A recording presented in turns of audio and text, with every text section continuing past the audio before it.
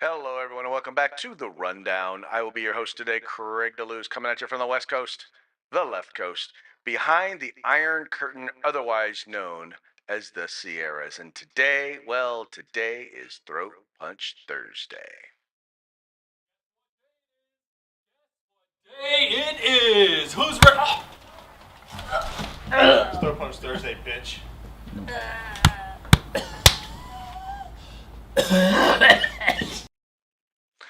I am just having all sorts of fun today, all sorts of trouble, trying to get things working. I'm going to apologize to you when I set things up before I got started on the show. I noticed an echo, a little bit of an echo. So if there's an echo during today's show, I apologize. Did the best that I could to try and remove it. But I wanted to get the program up and running because, well, I'm on a timeline. I'm pretty sure you're on a timeline. But would very, very much if you're still getting an echo, if it sounds kind of echoey to you, please do me a favor. Just hit a brother up. Let me know. Let me know how it sounds. Would love to hear from you. By the way, and that just kind of goes to let you know if you're watching the show live, 3 p.m. Pacific, 6 p.m. Eastern, know that we are paying attention to your comments.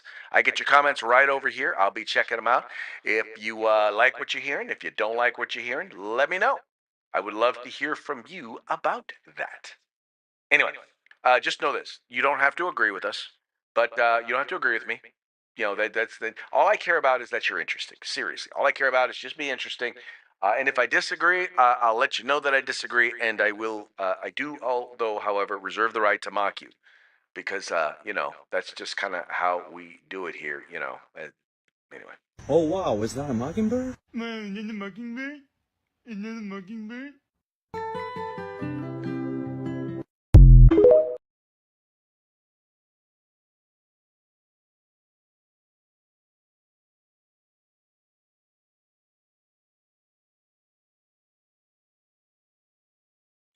Yes, that is the mockingbird. I am just having a great time today, let me tell you. Anyway, yes, we call that the mockingbird. And the mockingbird will come out if necessary. But, I know you're a pretty smart audience. I know you're smart because you're listening to us. Anyway, before we get started, though, let's go ahead and kick off the show as we usually do with a quick shout out to our sponsors.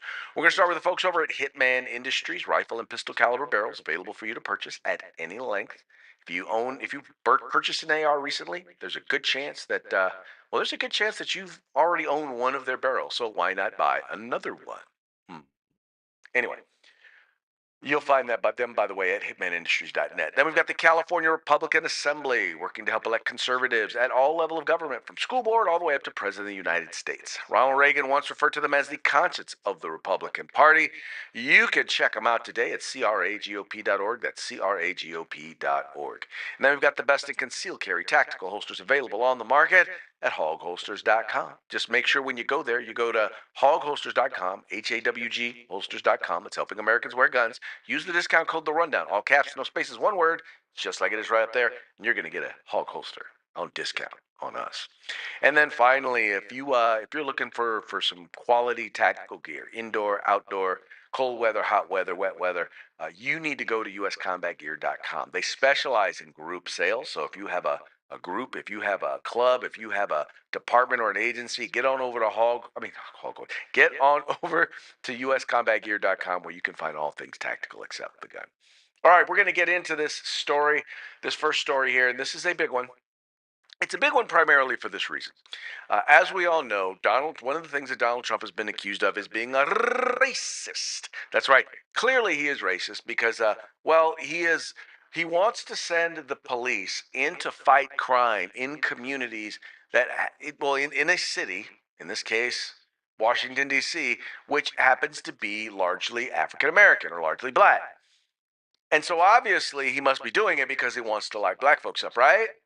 Right, he must be doing it because he's racist, right? Right? I mean, it's got to be the case, right? Well, no, actually, it's not the case. In fact, there was a recent poll that was done, and then, by the way, this poll was done by the Washington Post, not exactly a friend of Donald Trump. This was done prior to his crackdown there in Washington, D.C., and this is what they had to say. Black and low income DC residents are significantly, let me say that again, significantly more concerned about crime, poll found ahead of Trump crackdown. As Democrats cry racism over President Donald Trump's efforts to fight crime in Washington D.C. by taking control of the city's police force, a poll from earlier this year surfaced showing that black and low-income residents in the nation's capital are significantly more concerned about crime than their white and higher income neighbors. In May, Washington Post scholar poll, which asked Washingtonians how they would describe the problem of crime in Washington D.C., found stark divides along the lines of race and income. Black residents and lower income residents significantly more worried about crime than white residents and those with higher incomes, the Washington Post reported based on the poll, as they were last year. Black women are among the most concerned, the Post report went on, with 65% saying crime is a very or extremely serious issue, compared to 82% who said the same thing last year. Findings surfaced as Democrats lashed out at Trump over his Monday announcement that he is mobilizing the National Guard in D.C. and placing the D.C. Metropolitan Police Department under federal control to, quote, reestablish law and order and public safety in the nation's capital. Quote, this is nothing on its face but racism and subjugation, Jamal Holtz, the president of D.C. Young Democrats, told the Griot. You have Republicans who want to take power over over a Democratic city, and particularly take power over a Democrat black-led city with majority black and brown people. D.C. Mayor Muriel Bowser, who's also a Democrat, slammed Trump's announcement as, quote, unsettling and unprecedented, while the city's attorney general Brian Schwab, yeah, called the actions unprecedented, unnecessary, and unlawful, insisting that there is no crime emergency in the District of Columbia. While crime in the district has fallen since last year, when the city council reversed its stance on criminal justice reform and passed a tough on crime bill, the district has long struggled with high rates of violent crime and saw spikes recently in 2023 with homicides up 35%, robberies up 67%, and carjackings up 82%. Wow. Okay, so let's just narrow this whole thing out here real quick. So basically, what we're finding is black folks, low income folks, people who are generally in communities like Washington, D.C., the victims of these crimes, well, they're concerned. Of course they're concerned because they're the ones that are largely the victims of the crimes. That's why they see it as an issue. But you can't convince the white liberals of that because guess what? Because well, I'm not saying they're not experiencing it. They're not experiencing it to the same degree. A lot of people, if you don't live in a gated community, if you don't live in a building with armed security or with security, you probably don't experience a lot of this. Anyway, the point is the fact that crime is not an issue in Washington D.C. is what my friend Mr. Ben Shapiro refers to as luxury values, right? In other words, you can say stuff like that when you're not dealing with the crime, when you're not the one that has to deal with the consequences of the policies, and that's what happens in a lot of these cases. The failure of the politicians rarely falls on the politicians. The failure of the policies that they implement rarely fall upon the politicians. And by the way, just so you know, there are a bunch of liberals, there are a bunch of people in the media who are experiencing this, and liberals who are saying, yeah, no, I have no idea what they're talking about. This is bad, and it's always been bad. And just because it's gone down in 1 year, which, by the way, it went down because you overturned your defund the police policies, the quote unquote criminal justice reform that you put in place, yeah, you had to rescind that. And then all of a sudden people realize, oh, well, I can't get away with what I used to get away with. That's what the deal is here. That's what you don't get is the more you start to become more conservative or more like the right on crime, the less crime you have. Really kind of simple. This is not, and then, by the way, this should not be a right or a left thing. The one of the fundamental, if not the fundamental job of government is to protect the citizenry, right? You protect us from enemies abroad and enemies within. People who disagree or are not willing to live according to the social order, who are interested in doing harm to others, rob, steal, rape, those folks need to be held accountable. They need to be dealt with. They need to be held accountable.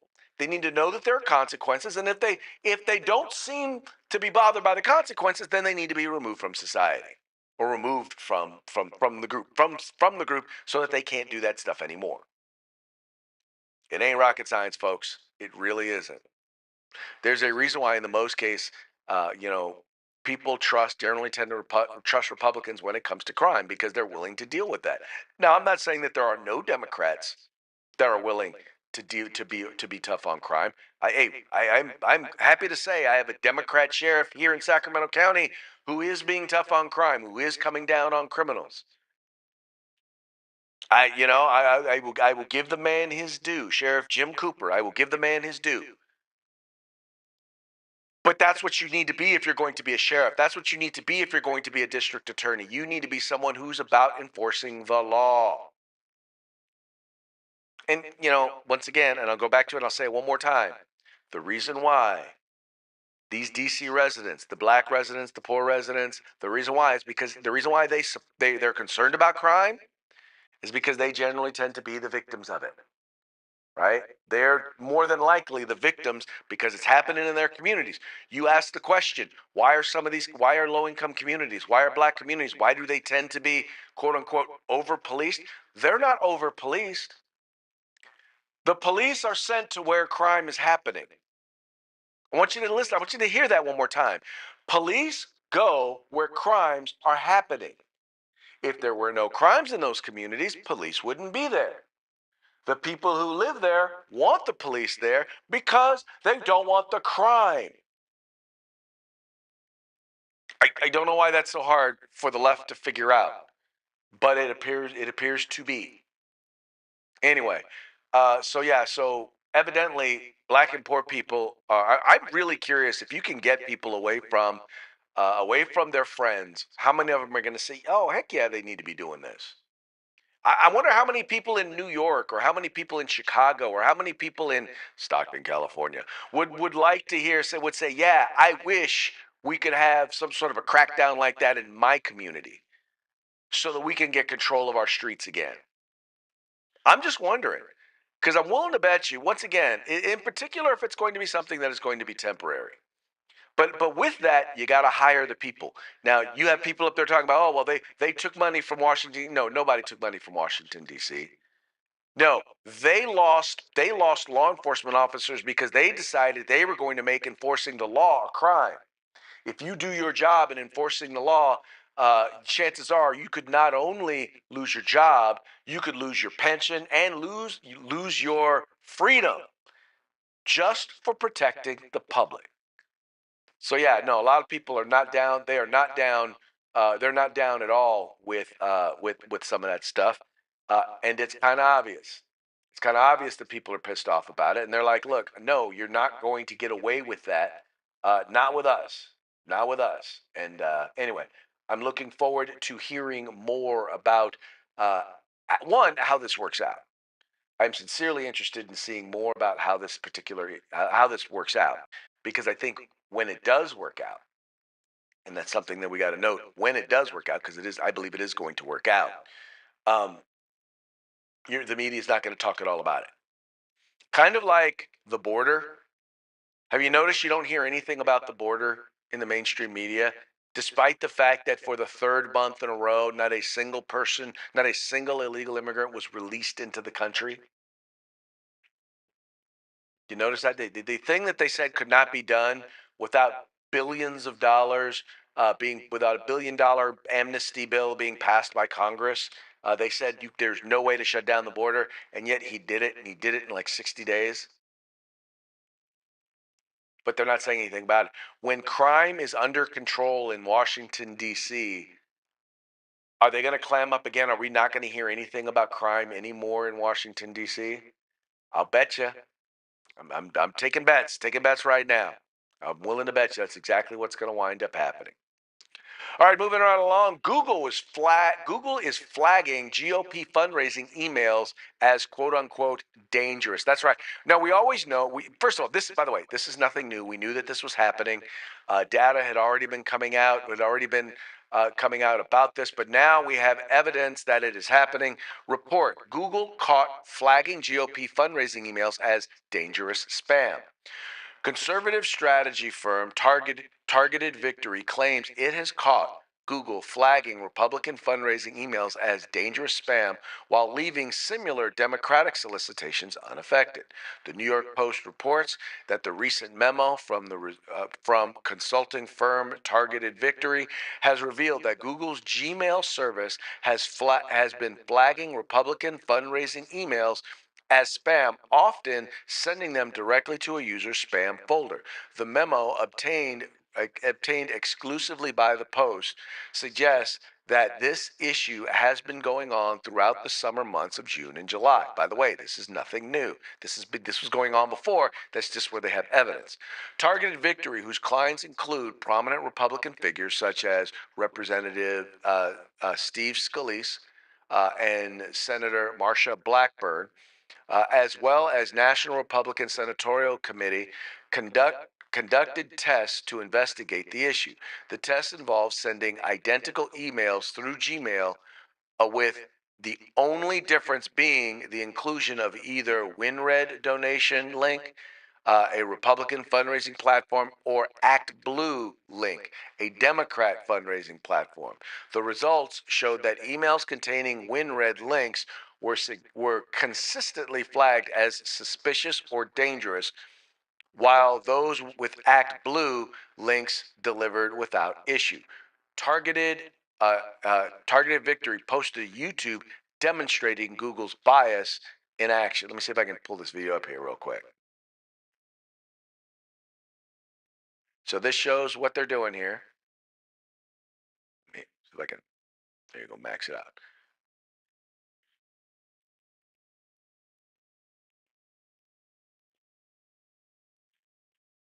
Okay, so there we go. So what they're doing here is they're adding in.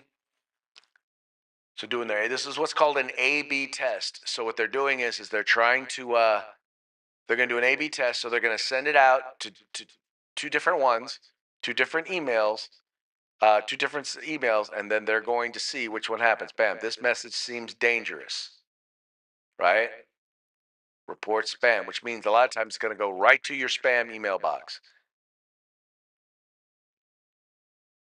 In the meantime, the Democratic one, no problem. No problem, and there's the link. So the point here is this: is if this is a private business that, by the way, is basically this should be shown as a at the very least. First of all, it's lying. They're lying.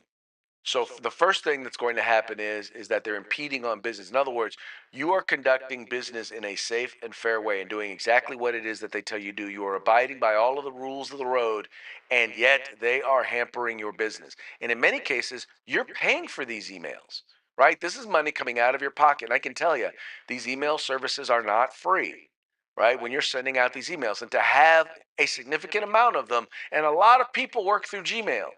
But to have that many of them be marked as spam, you also have to wonder if you're using, for example, one of their mail servers, if you're sending it out, is it automatically flagging your emails like if you're using MailChimp? Is it automatically flagging them as spam even if they go to other servers? Once again, one has to wonder. And you saw right there in the evidence that they set forward, it was literally the only difference between the two emails was whether or not they used the Republican one or whether or not they used the Democratic one. Anyway, it'll be very. Let's see what here it says. It says the revelation has ignited allegations of political bias against Google, which has faced similar accusations in the past. In 2022, a study of researchers at North Carolina State University found Gmail flagged 59% more Republican fundraising emails as spam compared to Democratic ones during the 2020 presidential election campaign. Like I told you, this is not the first time that this has happened. If there are not ramifications, if there are not consequences for Google as a result of this, I'm going to be highly pissed. Or if they're not called before Congress and have to answer for this, and I'm really curious to find out what could they possibly say that would lead anyone to believe that this was not political bias.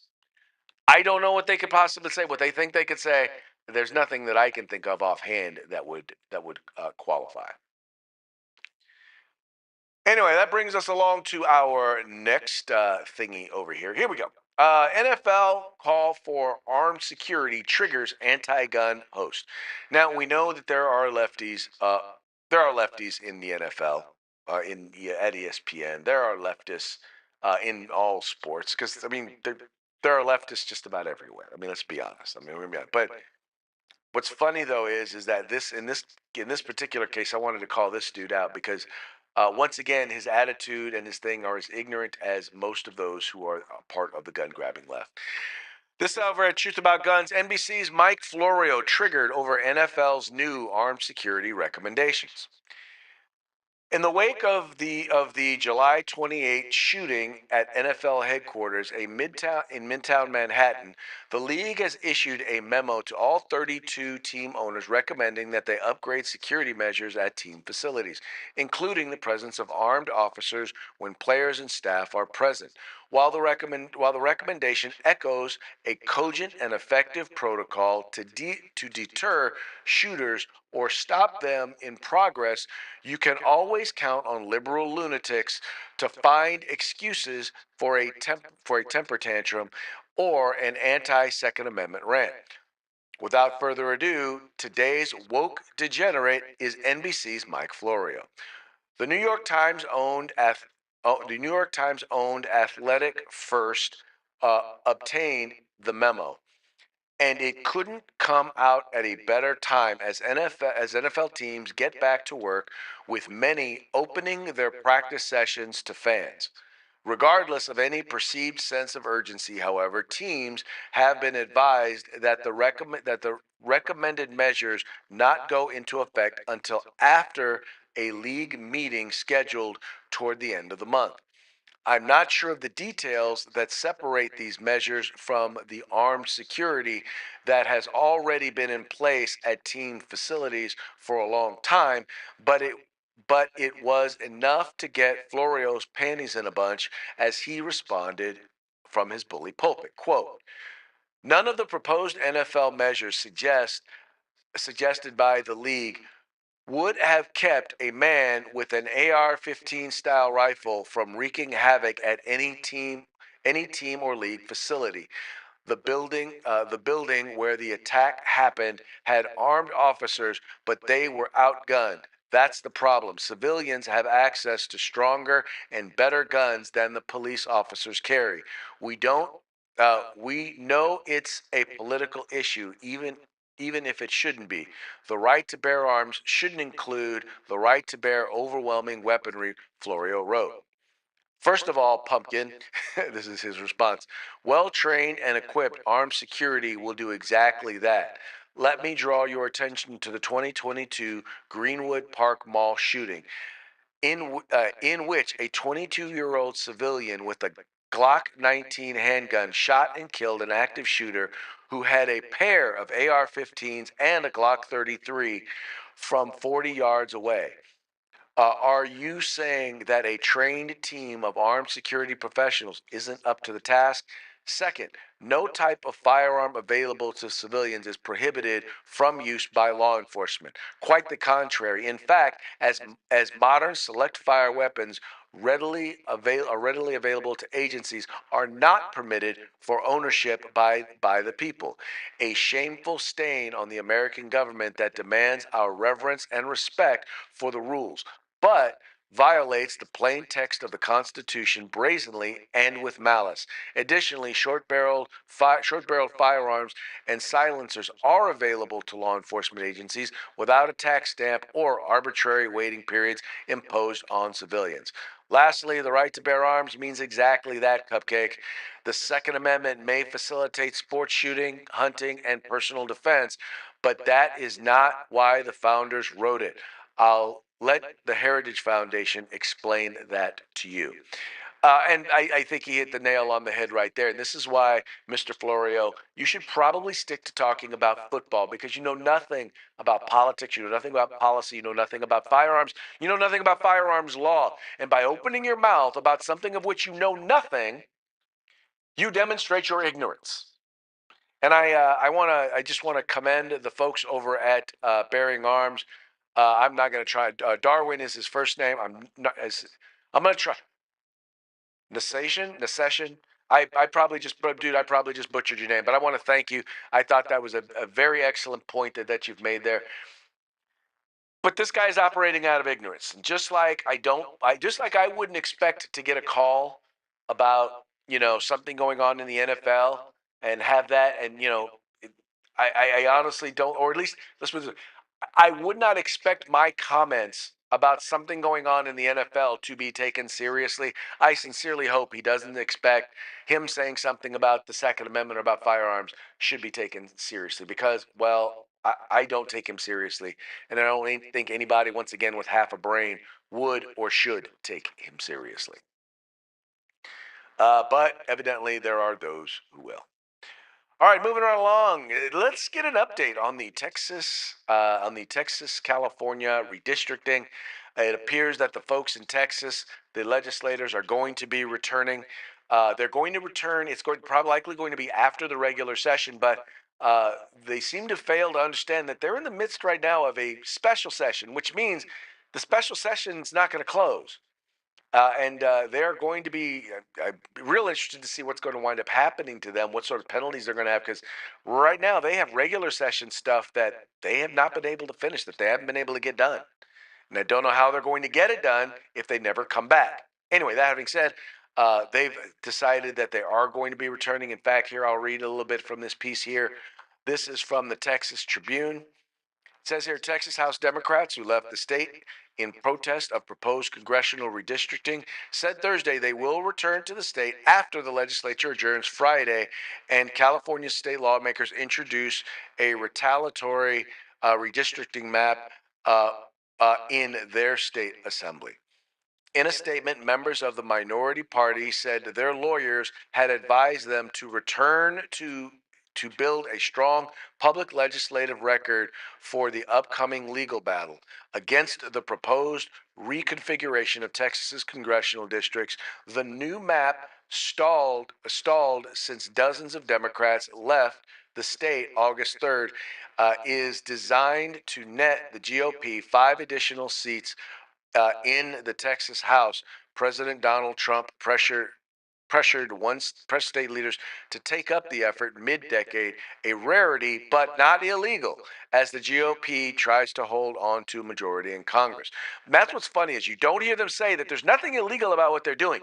We're not supposed to be doing that here in California, which is why they need to enter a ballot measure.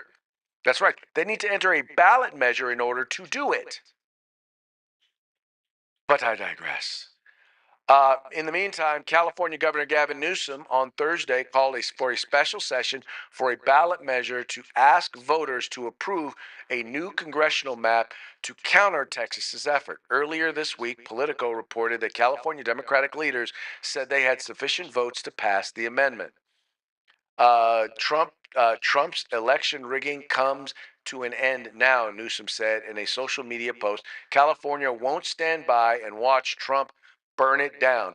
We're calling on special election to redraw congressional maps and and defend fair representation. This is a 5 alarm fire for democracy. Now, mind you, whenever they say it's a fight for democracy, they mean for Democrat control. That's always what they mean when they say democracy, which is why many conservatives have stopped calling them the Democratic Party and just call them the Democrat Party because they're all about themselves, the Democrats. They don't care about a democratic process. If they did, because by the way, California's already redistricted a bunch of seats. I mean, once again, California statewide, Republicans statewide generally get about 40% of the vote in California, yet we only get about 17% of the seats. They've already gerrymandered California, and what they're going to wind up doing is they're going to wind up making a lot more congressional seats competitive, because here's what they're going to have to do: they're going to have to take away from other Democratic seats and move those votes into into Republican seats, and take some of those Republican voters and move them into Democrat areas. So yeah, bring it on. Bring it on while you continually take the 20% side on 80-20 issues. While you continue to advocate as a party for crazy, whacked out stuff, go ahead. Make it easier for Republicans to win in competitive districts. Make the districts more competitive. I dare you, Gavin Mussolini. I dare you. I would very much look forward to that. I would very, very, very much look forward to being able to compete in more seats here in California. Bring it on. Bring it on. I will be more than happy to take you folks on. It would be a boon, shall we say. All right, folks, so that's now going to bring us to Parting Shots. Parting Shots are brought to you by Hog Holsters. Just go to hogholsters.com, use the discount code The Rundown, all caps, no spaces, one word, and get your Hog Holster today. If you want to know why Republicans are going to have a really good shot at winning elections, it's because of the Marxification or the Mondanification of the Democratic Party. And I think George Will, for all of his TDS, is still a conservative. Still believes in conservative values and principles, and is a very, very smart guy. And let me just say, I think here he kind of sums it all up, and one, why it's going to work, and why the election of a Mondani, I think, is going to be a boon for Republicans. Here you have Trump, who is the Republican, who is aggrandizing more power than anybody, as we just talked about. And on the other side, you have the guy running in New York, Mandami, right? Okay, who's like a straight-up communist. I mean, he is. He talks about, the things that communists say. I mean, he wants free grocery stores, free buses. I want him to win. You want him to win? Yeah. I think every 20 years or so. Wait. We need every 20 years or so, we need a conspicuous, confined experiment with socialism so we can crack it up again. Socialist slogan used to be, workers of the world unite, you have nothing to lose but your chains. The new socialist slogan is, trust us, this time it won't be a mess. So, when the post-war Labour government in Britain was about to get started, one of their leading lights was a socialist named Nurian Bevan. He said, what could go wrong? He said, we have a nation bedded on coal, surrounded by fish. It would take an organizational genius to have a shortage of either. In 3 years, they had a shortage of both. That's socialism. Yes, it is. And that is socialism wherever it has been tried. Socialism has killed more people. And when I say socialism, just be honest, we're talking communism. We're talking Marxism. It's killed more people than anything else in the entire world. Anyway, all that having been said, George Will is 100% right. And we're seeing it play out in Chicago. You're seeing it play out right here in California. So yeah, you want to be a boon to Republicans? Go ahead and elect him. I would encourage you. All right, this one is kind of funny. This is a comedian who's talking. It kind of just goes to show that you don't. There are a lot of people who get and understand some of the concerns regarding immigration.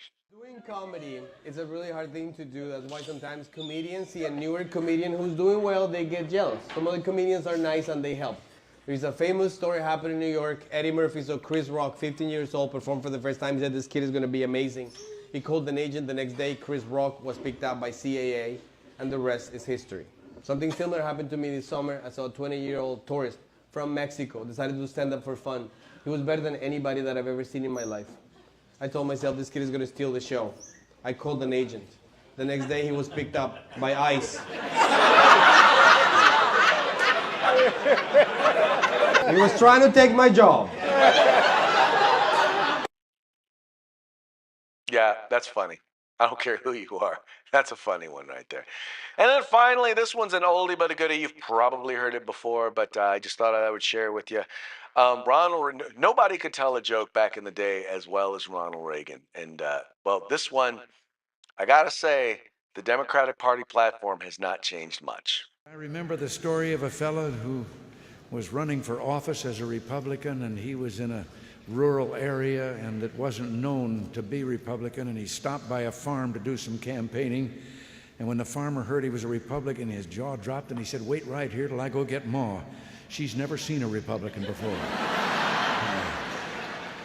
So he got her, and the candidate looked around for a podium from which to give his speech, and the only thing he could find was a pile of that stuff that Bess Truman took 35 years trying to get Harry to call fertilizer.